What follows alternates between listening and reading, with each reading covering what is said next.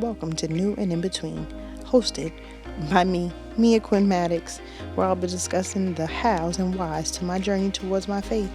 I've learned through my highs and lows that this path is not mine to travel alone. Join me mid journey as I embrace my wins, losses, and everything in between.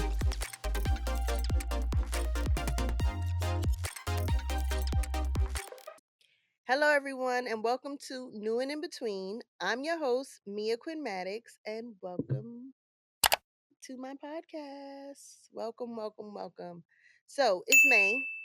This is season two, and I felt that I needed to talk about mental health. This is Mental Health Awareness Month.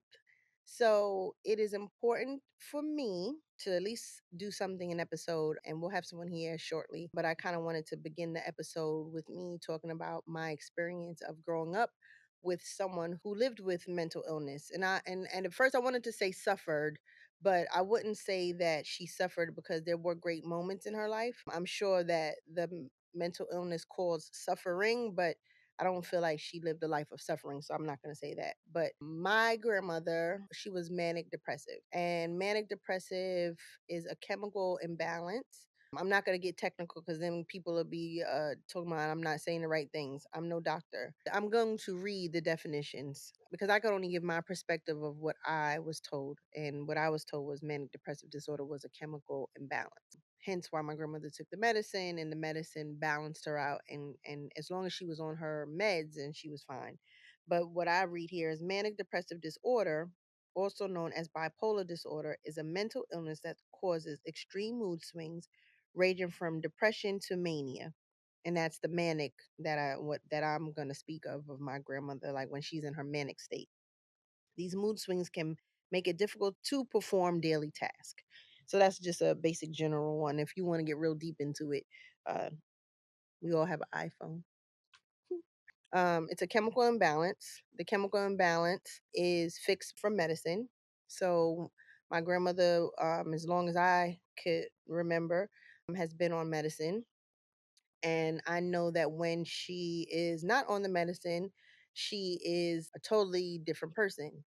And it happens quickly and it's drastic. So, living in a house, when we moved here, my grandmother always has been quiet, really sweet.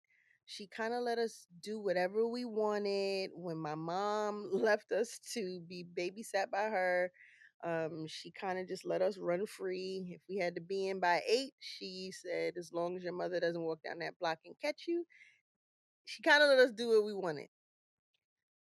So there's Nana, and then there was Manic Nana. And I really didn't have an understanding of what was going on when we were younger. My family, not that they hid it from us, but it's not it.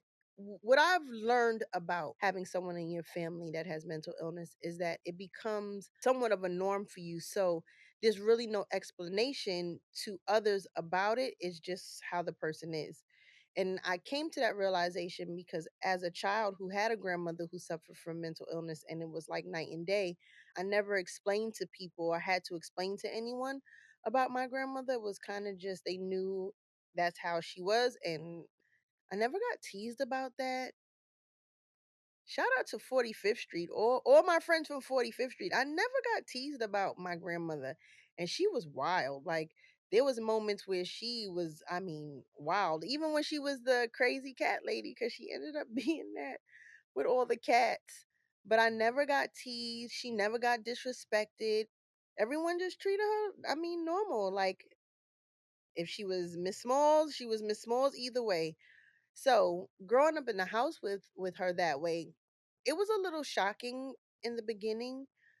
And I feel like my mother and my aunt maybe should have explained to me and my sister and I'm not sure if my cousin Sean really knew, but maybe explain to us a little bit of what she was going through, because when you don't explain things to kids, they kind of make their own assumptions and stories to it. Because I had all kinds of things. I was never embarrassed, and I remember going to they called it the G building. There's a group of buildings in Brooklyn that are associated with Kings County Hospital. And one of the buildings is the psychiatric building. And I remember going there with my grandmother to see her psychiatrist many a times. And I remember going to visit her in there behind those big, heavy white doors with the loud buzzer, and not understanding the person that she was when she was on these meds was kind of zombie-ish. I can't really describe like how it was. Just like, okay, that's Nana. She's okay. She'll be out in 2 weeks because they let you out if you're not hurting yourself, or if you're not hurting yourself, they let you out. Who cares if you're trying to hurt someone else? But they'll let you out in 2 weeks. That's insurance for you. But my grandmother, I remember being visiting her in the psychiatric hospital a few times. It was like night and day. But I called. I mean, and not that I called her this, but when my grandmother was in a manic state, she was stronger than 10 men. I mean, strong. And her mouth, the thing that came out of her mouth were, all right, let's say maybe 70% true, and the other was like maybe over exaggerated, and maybe not the right people, or maybe not the right situation, but true. It was weird because things that you would find out later on that was happening, or that had happened to her, or that neighbors, just things, then you understood where these things came from, that we kind of figured out later on. But it was kind of a, I can't really put a word on how the experience was because she was my grandmother. I liked her both ways. When she was Nana, she was just more calm and quiet, and very observant. Didn't really, my grandmother was a just a gentle, beautiful woman. And then when she was manic, she was like, it was like Dr. Jekyll and Mr. Hyde. It was something else. And I remember her one time having a manic stage, or state, or I don't know the exact term that you call it. And we had to call the police, and the police had to arrest my grandmother. My grandmother had to be arrested, put in handcuffs, and she was fighting them like I mean, I never seen a little lady fight grown men in the way that she was fighting them. It was kind of scary to see the strength that she had as this. I mean, my grandmother wasn't that big, maybe 5'5", and weight fluctuated due to the medicine or not, but I mean, it was something else. So it's like I sympathize with people like Kanye, and I say him because he's just one of the people who has these rants, and then everyone attacks him for the rants, and no one really takes understanding to the sickness that he has. That unfortunately, it's not an excuse. I mean, not unfortunately, but it's not an excuse for bad behavior. But if you understand where it's coming from, then you're a little more compassionate. Because I remember my grandmother, she was in the hospital and she always cursed, and she cursed people out, and but she never cursed at us, like directly at us in a conversation or talking about something, but never direct. She was in the hospital and they were giving her dialysis. Dialysis became a thing due to all the medications. All the medications eventually ended up wearing her kidneys and her liver, and she ended up on dialysis and ended up in the hospital and getting they were giving her psych meds and giving her dialysis, which was kind of backwards because everything that she was taking was just being cleaned out of her blood. So she was in a manic stage, and she was cursing, just carrying on with the nurses. And me and my sister came into the hospital room, and we said something to the nurse, and my grandmother turned around and said something to us. No, as a matter of fact, we said something to the nurse, and then we called my mother. And because we told on her, she cursed us out with real curse words. I mean, me and my sister picked up our purse. Both of us picked up our purses and went right out that door. We didn't say a word to each other. We didn't say a word to her. That's how flick of the switch it goes. We were just coming to see her. It was all good, and then 2 seconds later, she was cursing us out. Something I couldn't imagine went on in her head. She would go from being one person to being the total opposite, and it could sometimes go on for weeks. It didn't take long for her to become manic, because as soon as she thought that she was okay, she doesn't need to take the medicine, and I'm sure the medicine gave her all kind of side effects that made her not want to take the medicine. But when she was off that medicine for a short period of time, that chemical imbalance kicked in, and she surely became somebody totally different. Totally, totally different. And I wish that my mom and my aunt maybe would have explained it to us more thoroughly, because it was moments when she would be not so much manic but kind of maybe in the depressive state that I didn't really understand. You become impatient with them, you don't want to be around. I could recall times that, just being a kid, like, oh God, like, why is she acting like that? So I wish that I would have had more of an understanding of what she was going through, to maybe I might have been a little more compassionate and understanding of being more helpful, or just, just all the things. But as I got older and kind of understood more, it made me be more compassionate with her and just other people who I know may be suffering from bipolar disorder and not know. And sometimes I can recognize it in people because it's been around me my whole life. But I do know how important it is for me to make sure that I am healthy mentally.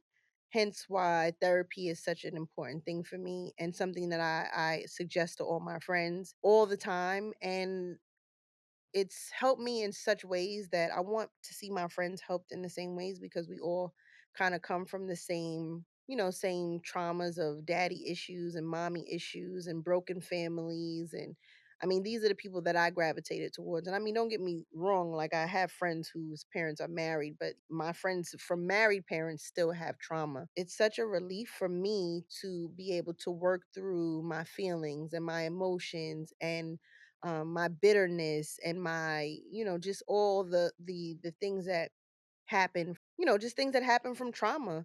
um and being able to recognize the traumas, and being able to take all those things that I have jumbled up or have pushed down, and allowing them to come up and work through them, so that I can be a happy person. I mean, you don't realize sometimes how the things that you've gone through, or the things that you're going through, bitter you or make you blind to who you really are. And I feel like therapy, it is something that just helps you to see yourself with a clear-eye view, and be the best person you are. We walk around with so much on our hearts, and, on our minds, and there's things out there to give you relief, to help you. And if you pray, I pray for things all the time. And, I don't remember where I heard this from, but I pray for patience. God doesn't just sprinkle patience on me and say, all right, you're patient. He puts me in situations to where I have to be patient, to then practice being patient until I could be a patient person. So when I pray for things like a clear mind or clarity, there's therapy there. And if I'm not taking advantage of the resource that he's allowed someone the capability to have, then I'm not doing my part. And how like that, he doesn't just give it to you. You got to do your work too. So it's why I'm very much an advocate of therapy, and very compassionate towards people who suffer from mental illness. Because I grew up in a household with a grandmother who had mental illness, and she had a brother who had mental illness, and I'm sure there was lots of other people in our bloodline, and then even just to depression. I went through a little stage of depression for a moment.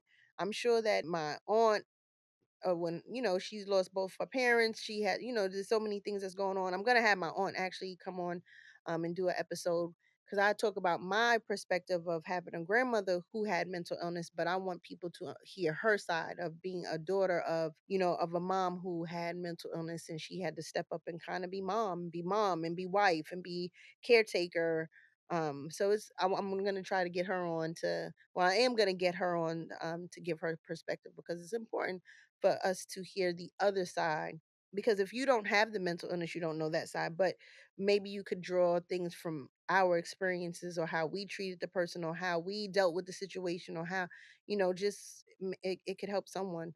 And it just allows us to talk about it, because I wasn't the only person with a family member who suffered from mental illness. I'm sure there was plenty of people who just didn't speak about it, or maybe was embarrassed or ashamed by it. I'm glad that I wasn't. I'm glad I wasn't ashamed or embarrassed by my grandmother. No matter how crazy she got, the switching of the wigs and the clothes and the characters, it was just kind of made my grandmother more interesting to me.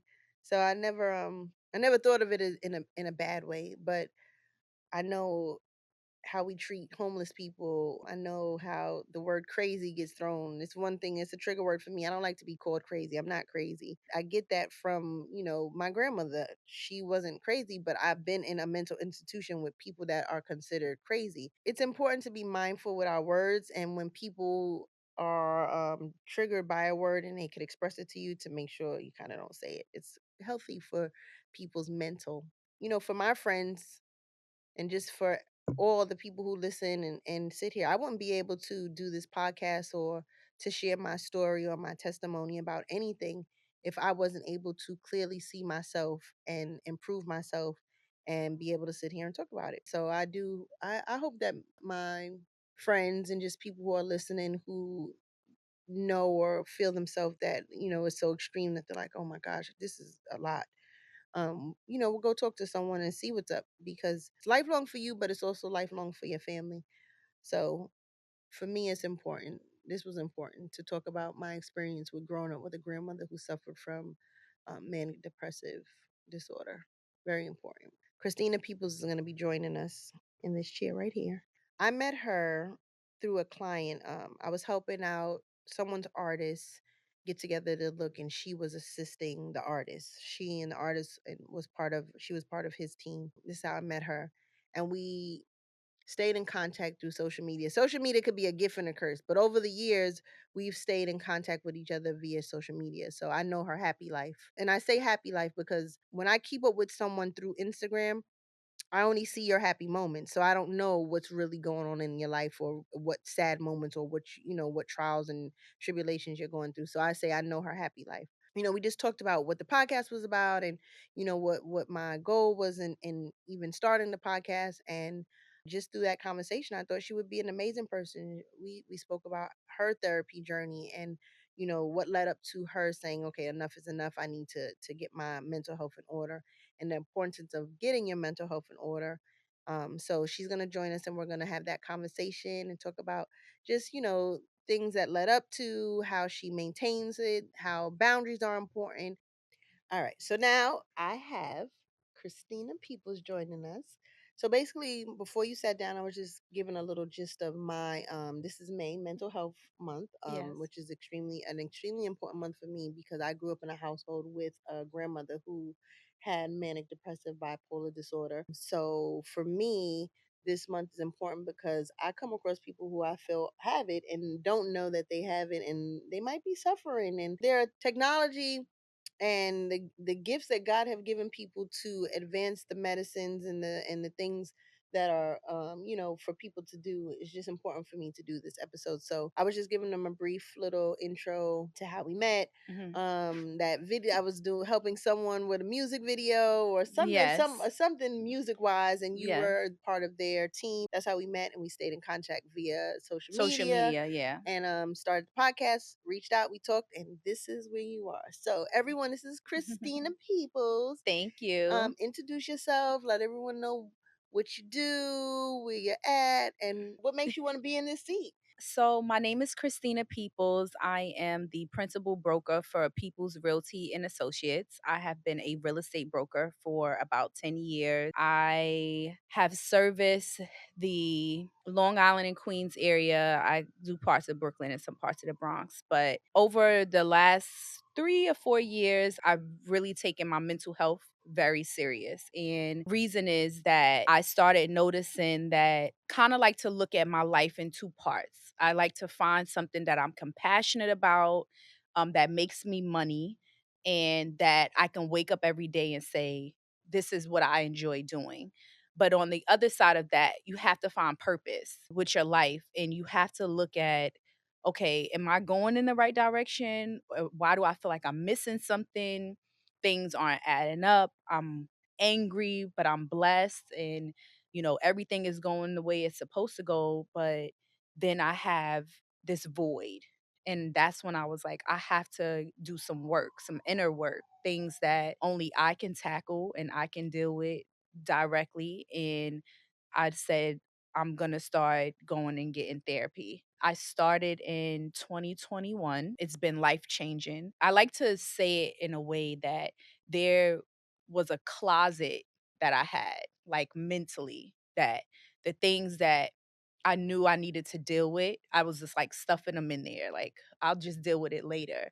And once I got in therapy, it was like, okay, we gotta go clean out that closet and we gotta see. What made you get to that moment? Was there something traumatizing happen? Was there like a brick wall? What, I feel like for me, I just kept going through traumatizing situation after traumatizing situation, meaning I was in the trash, digging up this guy, digging up this guy. Mhm. A lot of bad relationships and heartbreak is what brought me to the my lowest point to be like, all right, I got to get this together. There's something in there that's just not clicking. Well, That's making me, at one point, like in 2021, I had like made my first six figures. Like things were like really going well for me, right?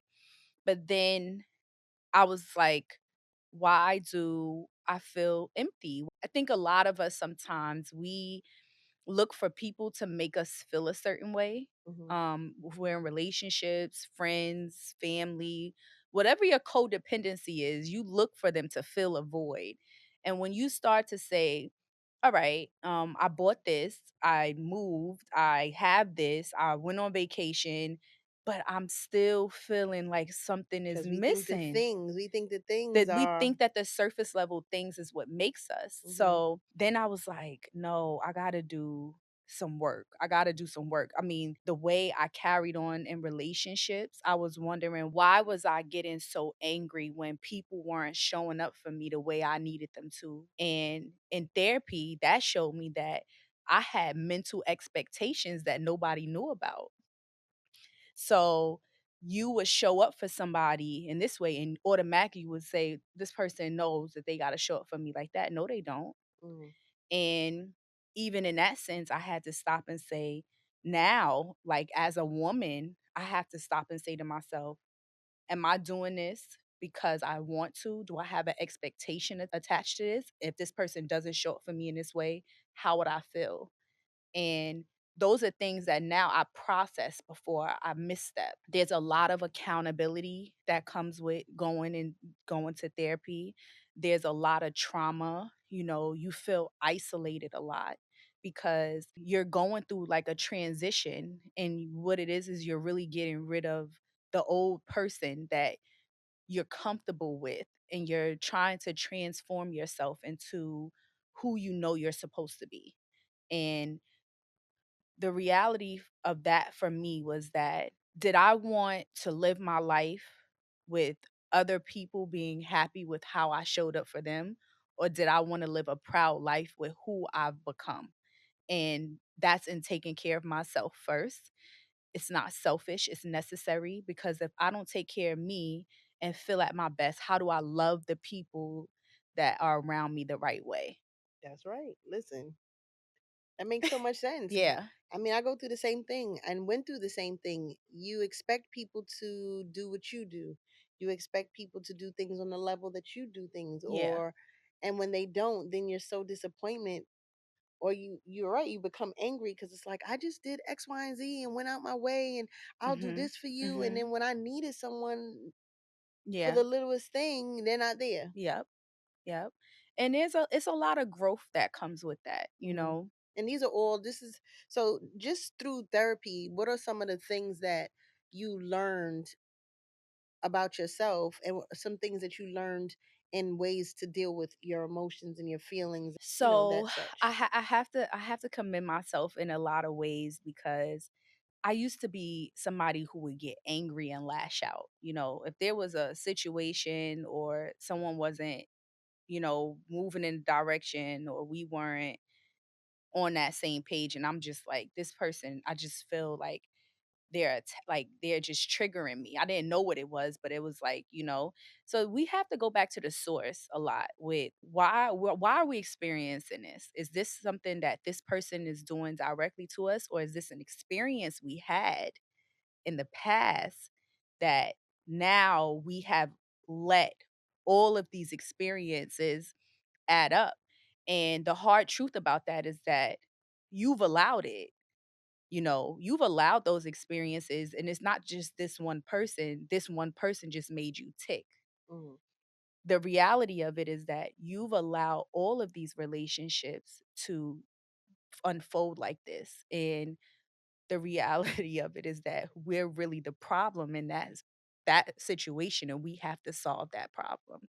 There's nobody else. So let me ask you, how did you grow up? Because a lot of how you grow up and how you grew up is what causes who you are now. So how did you grow up? Did you grow up with both parents? So, I did grow up with both of my parents. My parents, and I think that is like a huge blessing. Both of my parents are alive and well, and I grew up mostly some parts in Texas and some parts here in New York. And I was here with my mom, mostly here in New York, and I grew up in South Jamaica, Queens, and there was a lot going on in my neighborhood, in my house. My grandmother at the time had maybe 3 to 5 foster kids, and then you have my relatives, my aunt, my mom. So it was a lot of dysfunction that went on in the house. When I got to 14, I finished my ninth grade year, and I was just not in a good space, and we decided like you should go to your father. It wasn't a situation where I didn't have that opportunity, so my family and I thought it was a good thing for me to go down there. So you went to high school in Texas. I finished high school and college in Texas. Okay. And, there's a lot from both sides, because from my mom growing up in a house with my grandmother, we communicated. I knew how to express myself, but in a very toxic way, Mm. yelling, cursing, fighting. But then my dad is old school, and he comes from an era where children are to just do what's told And not speak. and not speak. And even though I was able to talk and, express myself, it was still a void of some sort with how he communicated. So now, as an adult, we have to look at those experiences. And the hardest thing I had to do as a woman now, what we don't realize is the things that are triggering us, those experiences from being a child and those traumas, as adults, we're protecting that little person, that little girl, that little boy. And we have to begin to look at these experiences and figure out how we're going to make them right for us. Not what the tradition of what family just thought was okay, not because mom and dad did it and grandma did it, so what's wrong with it, but how are we feeling in those experiences? You get on the internet now and so many people go, I mean, this younger generation, they shock me because they don't put up with anything. Mm-mm. They will not go they to a sure, family they sure function don't. If they don't if want to. if there is dysfunction. Like, they will sit in there, they will hang with friends, they are around what's making them feel good, not because it's a tradition. Mm. So, what I had to learn through that is my mom and dad came through and had the journey that they chose. What is my journey going to look like? And how am I going to show up in that space that is going to make me feel healthy, that is going to have make me have a peace of mind, Mm-hmm. and where I can do my best at taking care of myself. So what are some of those things? I would say I've had to detach myself from a lot of relationships. Listen, Um if you're gonna become new, it, yeah, I mean, I do the there's same a lot thing. of friendships that have failed. Not failed. They were for a season of your They life. were, and then when you look at them and over time, once you kinda get through that dark phase, you're like, "That was a relationship that probably it could have phased out a lot better," but we hold on. And some of the things that I went through as a kid, I have, like, these trauma and neglect issues. The little girl in me wants that codependency. But in therapy, I've realized that I've tried my hardest not to attach myself to people in fear of losing someone, Mm. of dealing with heartbreak, of being hurt. So sometimes people would look at me and go, everything was good, or we're great. And then it's like, what happened? Like, it's a defense mechanism. especially in relationships, you sometimes don't want to bring up topics and have those uncomfortable conversations. It's a lot because if you've never grown up seeing it, you don't know how to do it. So you Yeah. just avoid it I or mean, you, arguing is how we, like how you said, is how it's why, everyone thinks black women have such an attitude and we just want to fight all the time. It's yeah, just the way that we picked up how to communicate, and whether it yeah, be good or bad, it's just what we've learned over the time. And it's how we communicate through. I mean, see people who grew up in households where, there's lots of toxicity and mhm, cursing and carrying on, and mhm, then you see how that's how you translate to your kids, and then yes, it's how you translate to your friends, and then we don't think of it as nothing. You just think yeah, of it as that's how I that's am, yeah, but you don't exactly, realize that you picked that way of communication up from your yeah, mother and from For me, therapy just gives it like takes all the squiggly lines and jumble, and then it and it just straightens yeah. everything out. And with that, it's so many things that I was kind of like living in. And there's things that I look at. And me and my mom, we talk a lot and I'm teaching her a lot in her age. My mom is in her 60s. She will be 68 this year. And then I mean, that's great that she's open to learning. yeah, and I'm 37 and then I have a daughter who's 7. So we're literally like 30 years apart. Mm. And when I look at that in growth, mental, emotional growth, I look and say, I'm learning this at 37. My mom is kind of being able to be exposed and, have a different perspective on things at 67. But I'm able now to instill these things into my daughter a lot earlier so she doesn't have to learn this so late in life or maybe not at all. So, being that her growing up in a house with me and her dad when we were together, we argued a lot and I was not a happy person. I yelled and fought and, all that stuff. So, we don't at the time think that it affects our kids. It does. And when that relationship ended and we separated, and now I have to look in the mirror at me and what am I teaching this little girl who's looking up to me? And I'm watching her behavior and how she's expressing herself. Mm. And she can only get it from the source. That's true. So there was a lot in that perspective that I had to learn how to be emotionally stable even when I'm roaring inside or someone is saying something to me, am I listening to respond or do I want to listen to understand? And now we have this thing, and I'm starting to see her attitude coming down a Oh, little you see bit the at a change in time her. because when she is upset or she wants her way, and I just go, well, I'm not going to talk to you until you want to have a normal conversation and express yourself like a big girl. I'm going to go in my room and I think you should go in your room and think about it. We don't have yelling matches anymore. Mm. Or if I'm frustrated and I say something, I, as an adult, have to go and apologize for yelling when I could have just expressed myself in a better tone because that all affects her long term. And what we didn't get is parents are not going to apologize because they're Yeah. the parent. And, just I could just say like this morning, I had said something to her and she just looked at me and she walked away and I was like, I shouldn't have said that.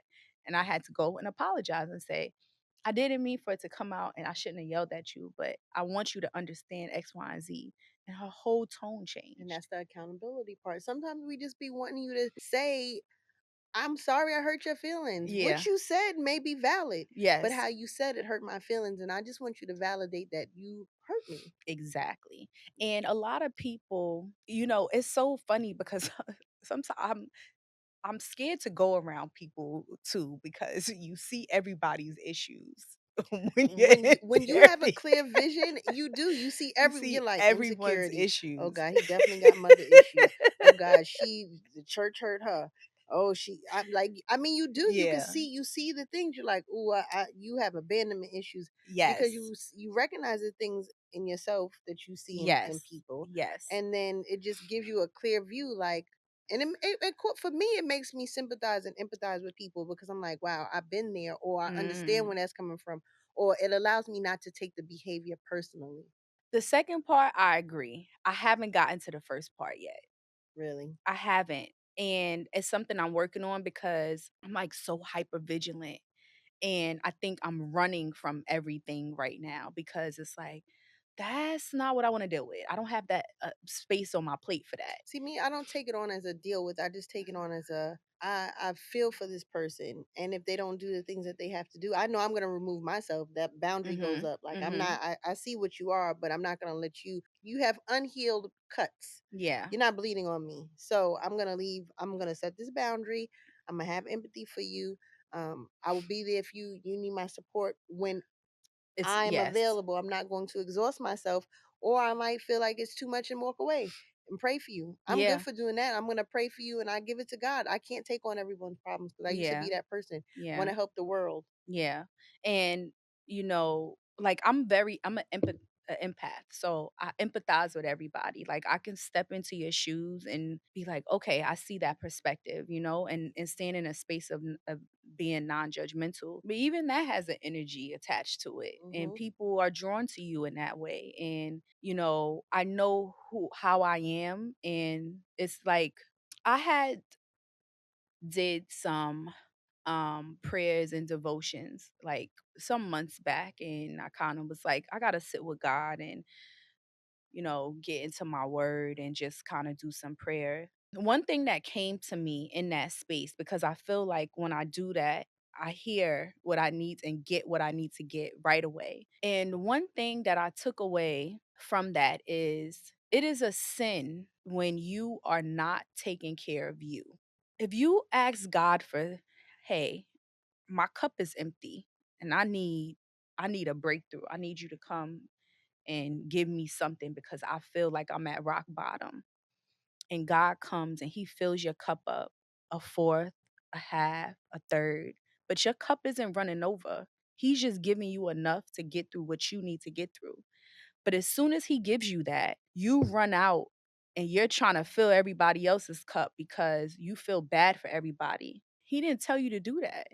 And we have to be discerning Hmm. about how things play on who we are. And that is when I had to stop to myself and say, you got to start coming into your me season. You're not a bad person because, I grew up in a church, you got to give your neighbor, you got to make sure people around you. But how? Because I've given and given and given.